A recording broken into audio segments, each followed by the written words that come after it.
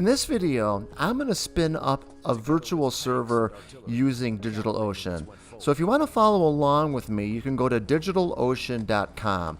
Now what DigitalOcean is DigitalOcean is an infrastructure as a service provider. It allows us to spin up virtual servers, mostly of Linux boxes, of all different sorts of capabilities. It's very similar to like Amazon Web Services EC2, but it's not as full-featured as AWS, as Amazon Web Services is more of a platform as a service, where DigitalOcean is infrastructure as a service. So I'm logged on to my user ID, which is Bob Hendry. So I'm not going to show you the actual login, but I've logged into my account. Let me show you the things that you can do in DigitalOcean. First of all, most things that you do within DigitalOcean, you're going to do within a project. So I'm just going to create a project here called My New Scripting Project. You can call it anything that you want. And what I'm going to do is I'm going to just spin up a simple CentOS Linux box. And you're going to see the steps in doing so. It really only takes a few minutes. If I didn't have to do it so slowly and deliberately, I probably can get it up and going really just in a couple minutes or so. But I'm just going to go through the verbose steps and actually doing it. And while I'm doing so, I'm going to give you a short guided tour of DigitalOcean. Now I like DigitalOcean because it's very simple, it's easy to use, and you can spin up virtual servers quickly and easily and cheaply. You have all sorts of different price points that you can spin up servers. You can start with small price points of like as little as $5 a month, and of course you can go up from there. So now when you spin up a virtual server, they're called droplets.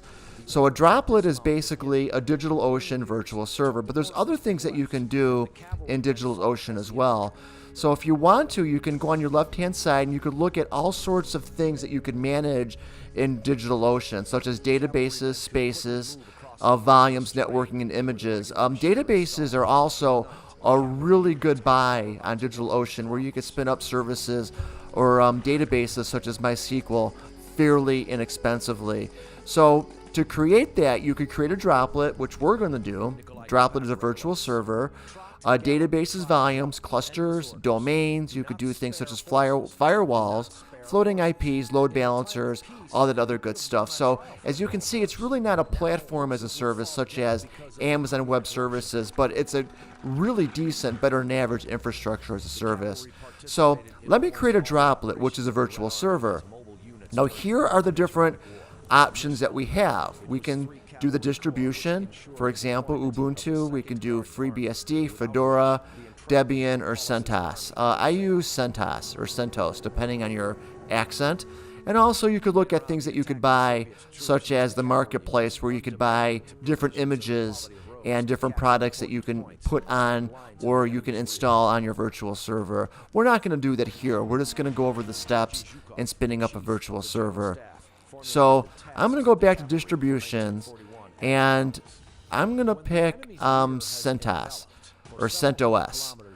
So I'm going to choose a plan. Now to do that, it just shows you, DigitalOcean shows you kind of the commercial plans starting at $40 a month. But we're going to click on Starter after we click our operating system, which is going to be CentOS, and we're going to be doing 6.9, 64-bit. You can choose other versions as well. And for the plan, I'm going to choose Standard. And if you look at some of the commercial plans here, we're not going to choose those, right? We can. But we're going to choose a more academic sort of a plan. But if you want, you could click on General Service, Standard. You could click on CPU Optimize and Memory Optimize. But the small print here, you're going to see a link that shows or says show all plans. Now that's for us. So we're going to choose a really inexpensive server to spin up. We got a 1 gig of CPU, we got 25 gigs of disk, and we got a fairly slow transfer speed here. Now this isn't going to be good for really large loads, so we're not going to be able to install a lot on here. But if you're just checking this out, this is a good place to start. Also, you get to choose your data center region. So If you're choosing like an edge server, you want to choose one close to you. So we're going to choose New York, United States, and you can, like I mentioned, choose one that's closer to you. Now for authentication, we can do SSH keys, which is probably what you may want to do for production servers. But for our case, we're just going to say a one-time password. We're going to keep it easy peasy, nice and easy here. So we're not going to do more secure authentication. You can play with that a little bit later. Let's just get it up and going for now. And again, a lot of you are rolling your eyes because you probably want to use SSH. But just to get things going, I'm assuming you've never done this before. You can always do that later. Now for a host name, I'm just going to put in Hendry, and I'll put in my test server. And I can't use underscores there. So let me go back and put a hyphen and put in Hendry test server. And then you could do things such as add tags for searching. We're going to skip that for now. And let me change my host name to Hendry test server development. So save this, so you're going to need to know it later. At that point, we're almost ready. So we can click on Create Droplet. At this point, what's going to happen is DigitalOcean is going to create, provision our server, and is going to send us an email that's going to be, act as a confirmation that the server's been created, and it's going to give us the admin password so we could log in as the root user, the root admin user. And you might want to write down your droplet name here. At this point, what we can do is we can wait for DigitalOcean to provision our server, and after our server's provision, we can log into it. And you also want to take this IP address and you want to write this down as well. So in this case, we got 142.93.3.17. So now what we're ready to do is we can log into our root user, we can log into our droplet, and we can log in as the root user. Now at this point, like I said, after you create your droplet, you're going to get an email that's going to tell you what your admin user is going to be. So at that point, what you would do is you would log on as your root user, make sure that your server is provisioned, and at that point, what you would do is most likely create additional users, like a regular user you would log on as. So I'm going to do that. I'm going to click on my droplet. But before I do that, if you click on the ellipsis here, you get to see all the things that you get to do on that droplet. Now, what we're going to do here is we're not going to destroy. Destroy would actually get rid of our instance. Is we can do the access console will allow us to log in via a website or via a web page. Now, in reality, you may want to download PuTTY, P-U-T-T-Y, to use to log into your virtual server, but you can do so here as well. So at this point, I'm going to log on as my root user. It's going to ask me what my login is going to be. I'm going to maximize this. I know it's a little bit small. What you can do is you can make your font a little bit larger if you want. Now, we're not going to be doing a whole bunch of stuff here, so we'll just use the small font for now. So the first time that you log in, you're going to log in as root, R-O-O-T. And that root user is going to be, your admin user. It's going to give you command line access to actually, do all of your admin stuff. Now, you don't want to log on to your root user every time you log into your server. You're going to want to log on as other users. They have different, privileges to create files and to do administrative tasks, or do or not do administrative tasks on your server. That's really going to be up to you. So we're not going to go over any sort of security here or any sort of user management, what different users should be allowed to do or not to do. We're just going to go into just some quick, create a user and, and put in a password for the user, etc. Now we're going to log on as root, and like I said, you're going to check your email, and DigitalOcean is going to give you your password.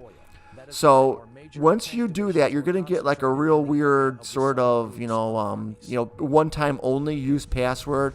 So you're going to supply that in DigitalOcean. Then it's going to prompt you to change your root level password. Now, again, we're not using SSH here. We're just using the one-time password thing.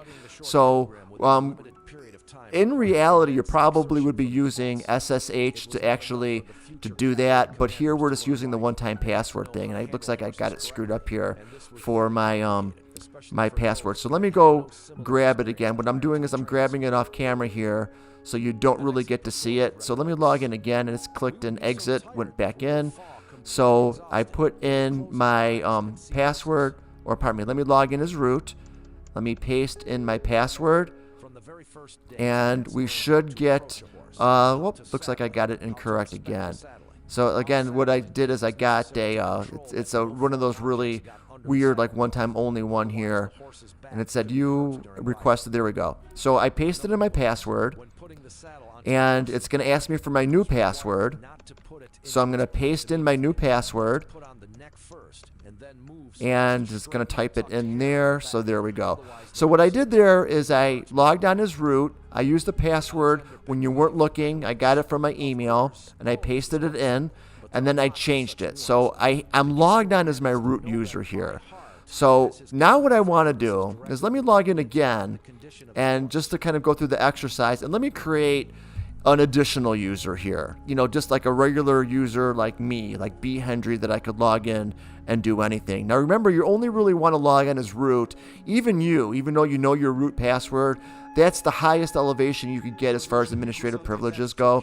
So you only want to log on as root if you're doing admin stuff. Otherwise, you want to log in even yourself as a regular user. So let me go back and go into DigitalOcean again and go into my droplet and do that change.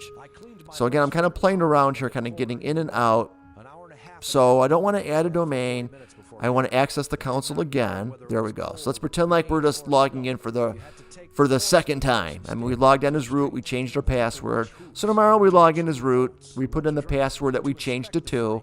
And then now we're logged in as our root user. So our first thing that we want to do is create a mortal user.